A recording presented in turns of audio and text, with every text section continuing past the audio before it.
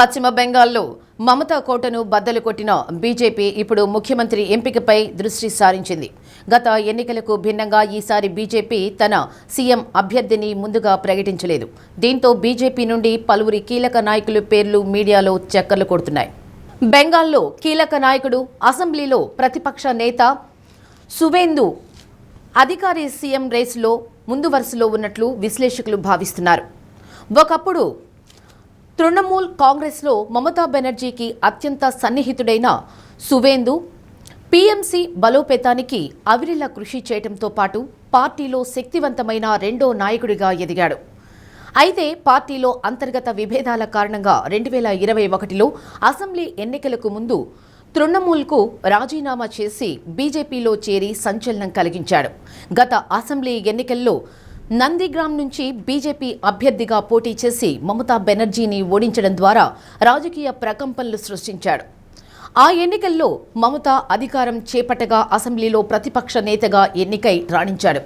CM పదవికి సువేందు అధికారి సమర్థుడని భావించడానికి ఇవే ప్రధాన కారణాలుగా భావిస్తున్నారు. ఇక బెంగాల్ బీజేపీ మాజీ అధ్యక్షుడు దిలీప్ ఘోష్ పేరు కూడా సీఎం పదవి రేసులో ఉన్నారు. రాష్ట్రంలో బీజేపీని బలోపేతం చేయడంలో కీలక పాత్ర పోషించాడు.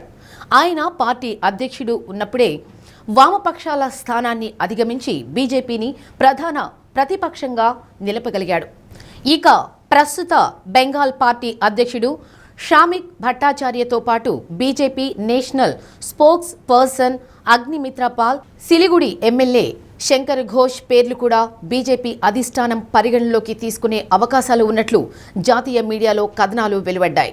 मैं 1956 वोट में जीता था.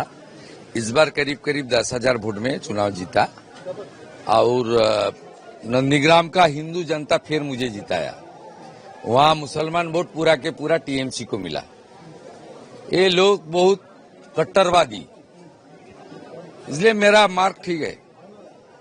मैं नंदीग्राम का हिंदू के लिए काम करूंगा. देखिए दादा, जिस तरह का एक ये जो लहर देखा गया दादा, आप लोगों ने लगातार महिला सुरक्षा, नौकरी, शिक्षा के लिए बात की है. अब क्या कहना चाहिए? एक बड़ी जिम्मेदारी, बड़ी रिस्पॉन्सिबिलिटी बीजेपी के लिए. टीएमसी खत्म हो जाएगा विद इन 24 आवर्स. इसको बर्बाद हो जाएगा, खत्म हो जाएगा. ये भ्रष्टाचारी परिवारवादी पार्टी, इसका कोई आइडियोलॉजी नहीं है. आईपैक, कुछ पुलिस और कुछ गुंडा, खास करके एक समुदाय का कुछ गुंडा के ऊपर इसका पार्टी था. ये पार्टी खत्म हो जाएगा, मान के चलिए. ममता बनर्जी कह रही कि ये 100 वोट जो है सीट लूटा गया है, कहीं न कहीं ये उसका बात उसका पॉलिटिक्स खत्म, उसका पॉलिटिक्स खत्म हो गया है. वो परिवारवादी और जो ऑटोक्रेट पार्टी, ये सब नहीं चलता. पार्टी जब मुझे जो काम दिया मैं उसको करने का प्रयास किया. हमारे कार्यकर्ता मेरे साथ दिया. आज खड़गपुर में मुझे विधायक का टिकट दिया था, विधायक की देना था पार्टी को, दिए है. खड़गपुर की जनता ने हमें आशीर्वाद किया है. इसको हम भी ध्यान में रखेंगे, पार्टी को भी ध्यान रखना चाहिए. और एक विधायक यहाँ से हमने पार्टी को दिया है. आज पार्टी इतनी बड़ी मेजोरिटी के साथ आई है, लोगों का बहुत उम्मीद है पार्टी से. नहीं, एक चुनाव लोगों ने हमको विरोधी के रूप में देखना चाहा, हम अपना भूमिका निभाया है. लोग खुश हो गए, हमको सत्ता में लाया है. ममता बनर्जी जिंदगी भर कंप्लेन ही किया. 15 साल लोगों ने उनको मौका दिया, उसका कोई काम नहीं किया. तब भी कंप्लेन, अब भी कंप्लेन. अब कौन सुनेगा उनका कंप्लेन?